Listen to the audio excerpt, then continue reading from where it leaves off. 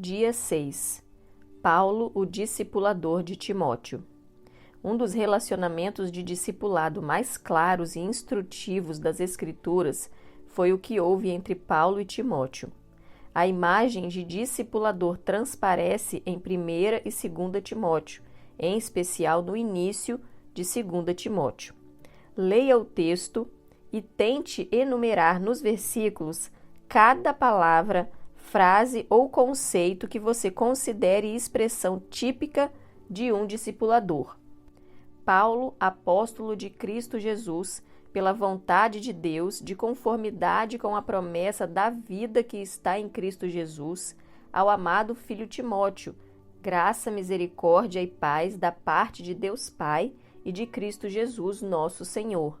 Dou graças a Deus, a quem, desde os meus antepassados, sirvo com consciência pura, porque sem cessar me lembro de ti nas minhas orações, noite e dia. Lembrando das tuas lágrimas, estou ansioso por ver-te, para que eu transborde de alegria pela recordação que guardo de tua fé sem fingimento, a mesma que primeiramente habitou em tua avó Lóide e em tua mãe Eunice, e estou certo de que também em ti. Por essa razão, pois, te admoesto que reavives o dom de Deus que há em ti pela imposição das minhas mãos, porque Deus não nos tem dado espírito de covardia, mas de poder, de amor e de moderação. Não te envergonhes, portanto, do testemunho do nosso Senhor, nem do seu encarcerado, que sou eu. Pelo contrário, participa comigo dos sofrimentos a favor do Evangelho, segundo o poder de Deus. Mantém o padrão das sãs palavras que de mim ouviste com fé e com o amor que está em Cristo Jesus. Guarda o bom depósito mediante o Espírito Santo que habita em nós. Estás ciente de que todos os da Ásia me abandonaram. Dentre eles cito Fígelo e Hermógenes. Tu, pois, filho meu, fortifica-te na graça que está em Cristo Jesus. E o que de minha parte ouviste através de muitas testemunhas, isso mesmo transmite a homens fiéis e também idôneos para instruir a outros. 2 Timóteo 1, de 1 a 8, de 13 a 15 e 2, 1 e 2. Qualquer um que se coloque como pai espiritual, pastor ou discipulador precisa manifestar as qualidades de Paulo descritas nessas passagens. Vamos ver algumas delas. Qualidades de Paulo como discipulador. Número 1. Relacionamento de pai e filho. Verso 2. Paulo trata Timóteo repetidas vezes como filho. 1 Timóteo 1, 2, 18 e 2 Timóteo 1, 2, 2 e 1. Vivemos em uma geração de muitos líderes órfãos que nunca aprenderam como ser filhos e em um tempo no qual muitos pais nunca foram cuidados e que por isso mesmo não conseguem exercer uma paternidade espiritual livre e saudável. Um relacionamento de discipulado certamente deve envolver uma relação de paternidade espiritual. Precisamos desesperadamente que o Senhor restaure em nós esse tipo de relacionamento. Número 2, amor. É precioso ver como Paulo se referia a Timóteo. Meu amado filho, verso 2. Isso é extremamente afetuoso. Não espere ter discípulos se não consegue expressar amor e afeto para com aqueles que Deus lhe deu. Todos sabemos como essa expressão de pai é vital para o crescimento e a identidade do filho. Não é por acaso que as Escrituras mencionam 8 vezes em que o Pai se referiu a Jesus como: Este é o meu Filho amado em quem tenho todo o meu prazer. Mateus 3,17. Isso certamente foi vital para que o Senhor assumisse seu ministério na terra.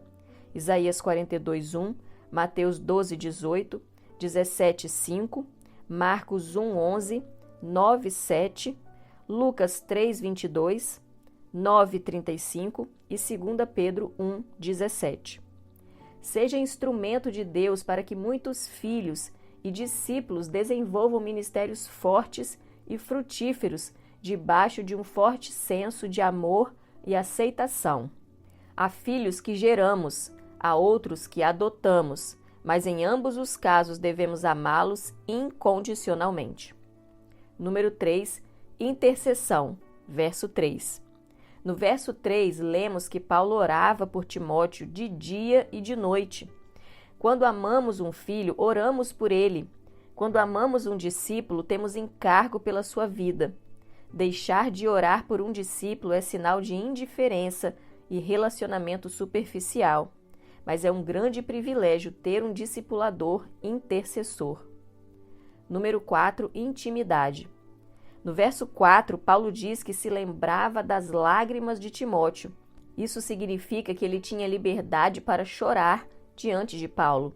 Em Atos, lemos que Paulo serviu ao Senhor com toda a humildade, lágrimas e provações. Atos 20, 19. Por 3 anos, noite e dia não cessou de admoestar com lágrimas a cada um dos irmãos. Atos 20, 31. Quando ele estava para deixar a igreja de Éfeso, lemos no livro de Atos que houve um grande pranto entre todos, e abraçando afetuosamente a Paulo, o beijavam. Atos 20, 37. Em um verdadeiro relacionamento de discipulado, é normal deixar o coração transparecer. Temos liberdade para chorar e para celebrar. Número 5. A alegria de estar junto. Verso 4.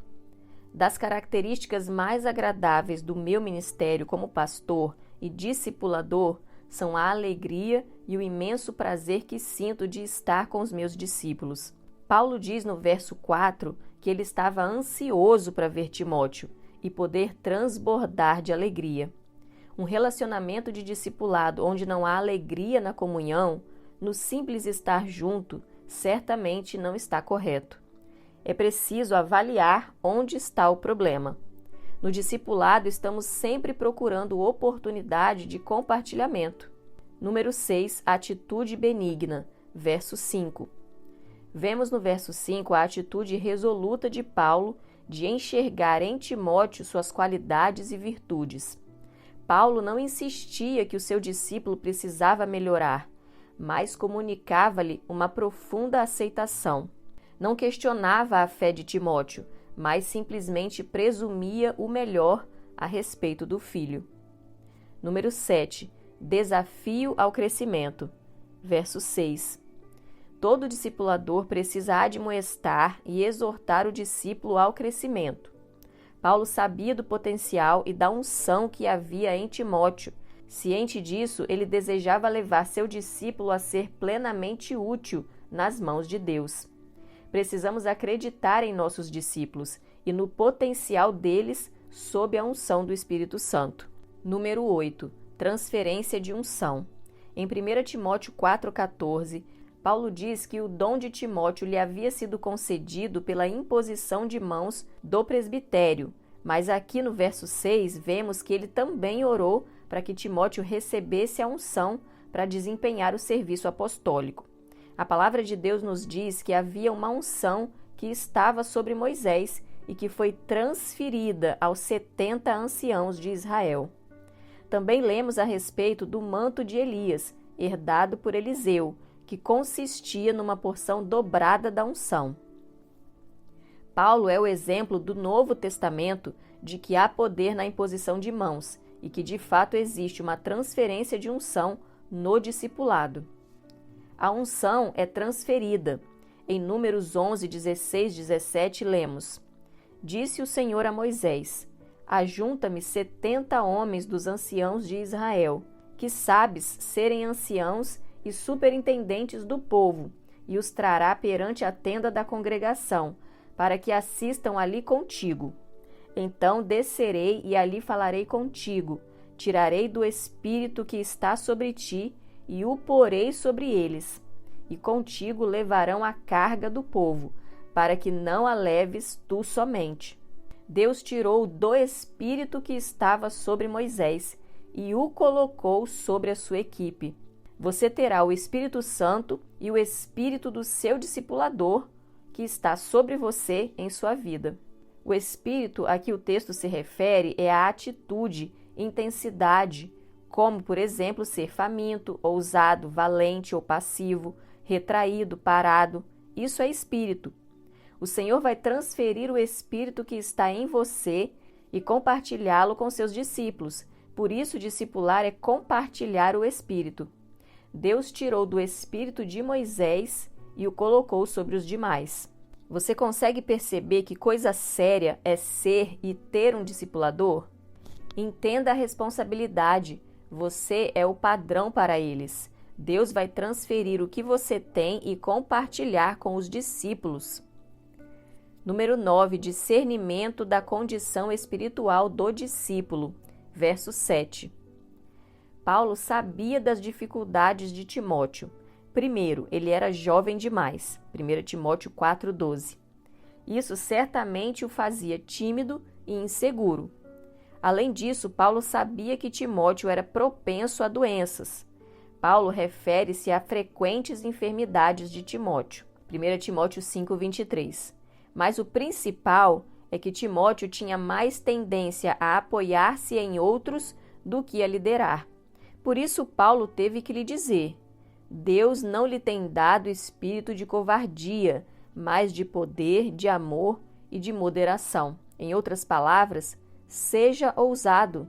Número 10. Ensino por palavra e por demonstração. Verso 13. Certamente o ensino é uma parte muito importante do discipulado.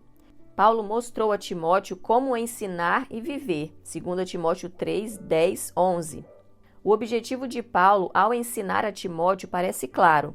Ele disse em 2 Timóteo 2,2, o paradigma final do discipulado: E o que de minha parte ouviste, isso mesmo transmite a homens fiéis e também idôneos para instruir a outros. Paulo desafia Timóteo a reproduzir o que recebeu dele. Mais que isso, desafio-o a multiplicar-se discipulando as pessoas certas para que estas, por sua vez, transmitam a outras o que receberam. Qualidades de Timóteo como discípulo. Mas não é apenas o discipulador que precisa ser qualificado. O discípulo também precisa ter algumas características fundamentais para um discipulado efetivo. Muitos estão procurando discipuladores extraordinários, como Paulo, e facilmente se decepcionam quando não são correspondidos em suas expectativas irrealistas. Para bons discípulos, nunca faltam discipuladores levantados por Deus. Vamos ver algumas características de Timóteo que nos mostram como deve agir um bom discípulo. Número 1. Tratar seu discipulador como pai espiritual. Por esta causa vos mandei Timóteo, que é meu filho amado e fiel no Senhor, o qual vos lembrará os meus caminhos em Cristo Jesus, como por toda parte ensino em cada igreja. 1 Coríntios 4,17. O discípulo, antes de mais nada, precisa aprender a ser filho. Você pode achar estranho dizer que temos de aprender a ser filhos. Hebreus diz que o Senhor teve de aprender obediência. Hebreus 5,8. Ele era Deus e nunca tinha precisado obedecer a ninguém. Sendo Deus, teve de aprender a ser filho de um carpinteiro. Ele era Deus, mas teve de aprender a ser filho.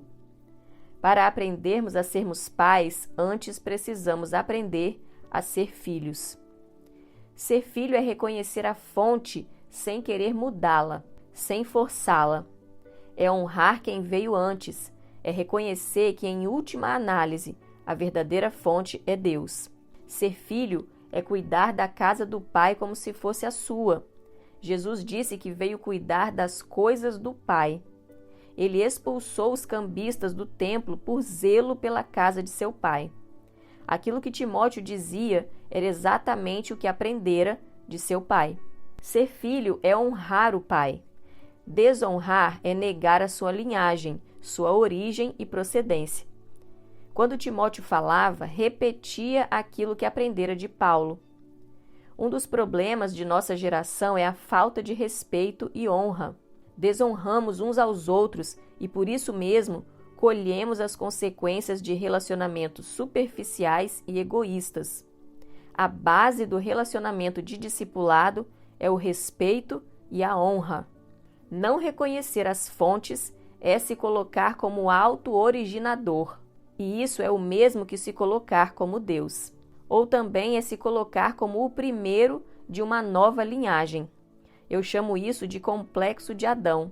Ele pensa que todo mover de Deus na história vai começar com ele. Ser filho é servir suas fontes, os seus pais espirituais. Observe que Timóteo foi enviado para servir a Paulo. Saul nunca aprendeu a ser filho. Podemos ver isso na sua relação com Samuel, mas Davi sempre agiu como filho em todas as situações, por isso herdou o reino. Os coríntios não tinham aprendido a ser filhos, por isso Paulo lhes envia um filho verdadeiro para ensiná-los. Número 2. Imitar o seu discipulador. Não vos escrevo essas coisas para vos envergonhar, pelo contrário, para vos admoestar como a filhos, meus amados. Porque ainda que tivesseis milhares de preceptores em Cristo, não teríeis, contudo, muitos pais, pois eu, pelo Evangelho, vos gerei em Cristo Jesus. Admoesto-vos, portanto, a que sejais meus imitadores. 1 Coríntios 4, de 14 a 16. Os coríntios não imitavam a Paulo, mas este se coloca como um modelo a seguir, um exemplo. Evidentemente, todo discipulador possui falhas, mas o discípulo que tem o coração correto sempre terá de Deus o discernimento do que deve ser imitado. Em certo sentido, quando observado, o discípulo deve comprovar o ditado, tal pai, tal filho. As pessoas devem ser capazes de conhecer o coração e a visão do discipulador pelo simples fato de conviver com o seu discípulo. Número 3. Ser um cooperador. Saúda-vos Timóteo, meu cooperador, e Lúcio, Jason e Sosípatro, meus parentes. Romanos 16, 21. Todo discípulo é também um cooperador. Um líder em treinamento coopera com o líder da célula enquanto é discipulado por ele. É exatamente enquanto cooperamos que aprendemos. Número 4. Ser fiel ao discipulador. Por esta causa vos mandei Timóteo, que é meu filho amado e fiel no Senhor, o qual vos lembrará os meus caminhos em Cristo Jesus, como por toda parte ensino em cada igreja. 1 Coríntios 4,17. O discípulo não murmura com terceiros a respeito das falhas do discipulador ou dos problemas que possa ter de enfrentar. A relação entre ambos tem que ser de mútua transparência. O discípulo é um escudeiro para o seu discipulador, protegendo-o e até carregando, quando puder, algo penoso para o líder. A lealdade é uma condição vital para acontecer uma relação de discipulado. Número 5. Ser confiável. Porque a ninguém tenho de igual sentimento, que sinceramente cuide dos vossos interesses. Filipenses 2:20. Tornamo-nos confiáveis quando somos transparentes. Um bom discípulo abre seu coração com o seu discipulador. Também nos tornamos confiáveis quando nos permitimos ser tratados. Apenas ser transparente não nos qualifica, mas quando somos transparentes e nos permitimos ser tratados e disciplinados, conquistamos uma posição de confiança. Número 6. Ter um caráter aprovado. E conheceis o seu caráter provado, pois serviu ao Evangelho junto comigo, como filho ao Pai. Filipenses 2:22. Todo discípulo precisa ser humilde e ensinável, jamais rejeitando a correção. Ele deseja ouvir a avaliação de sua vida e de seu ministério, de modo que possa crescer. Creio que ser ensinável é a característica mais importante de um discípulo, pois se precisar de correção em qualquer outras áreas, será possível trabalhá-las sem grandes conflitos. Número 7. Manifestar um coração sincero. Pela recordação que guardo de tua fé sem fingimento, a mesma que primeiramente habitou em tua avó Lóide e em tua mãe Eunice, e estou certo de que também em ti. 2 Timóteo 1:5. Ao meu ver, a maior responsabilidade para o bom relacionamento de discipulado cabe ao discípulo. Normalmente, o discipulador possui muitas ocupações, cabendo assim ao discípulo fazer os ajustes necessários para se adaptar à rotina do discipulador. Ele deve ter a iniciativa de buscar o discipulador e assegurar que o relacionamento cresça gradualmente. Obedecei aos vossos guias e sede submissos para com eles, pois velam por vossa alma, como quem deve prestar contas, para que façam isso com alegria e não gemendo, porque isto não aproveita a vós outros. Hebreus 13:17. Muitos discipuladores estão gemendo por causa de discípulos passivos e mimados, que desejam ser carregados o tempo todo.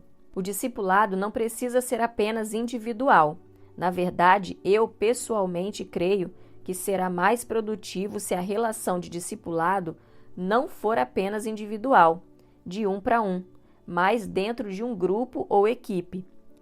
Esse certamente era o procedimento de Jesus Cristo. Não há relatos de encontros individuais com os discípulos, mas de encontros em grupo. Paulo reafirma a Timóteo o que este recebera, na presença de muitas testemunhas, 2 Timóteo 2:2, pela imposição de mãos não apenas de Paulo, mas também dos presbíteros, 1 Timóteo 4:14. No livro de Atos, Paulo aparece quase sempre em grupo ou em equipe. Algumas cartas de Paulo, como em 1ª e 2ª Tessalonicenses, por exemplo, trazem como remetentes Paulo, Silvano e Timóteo. Discipular pessoas no contexto de uma equipe ou grupo, entre outras vantagens, permite reunir a riqueza de múltiplas perspectivas. Isso também oferece ao discípulo mais oportunidade para dar em vez de apenas receber. Além disso, haverá outras pessoas envolvidas que poderão ajudar a solucionar possíveis conflitos, o que torna o discipulador menos vulnerável aos melindres dos discípulos.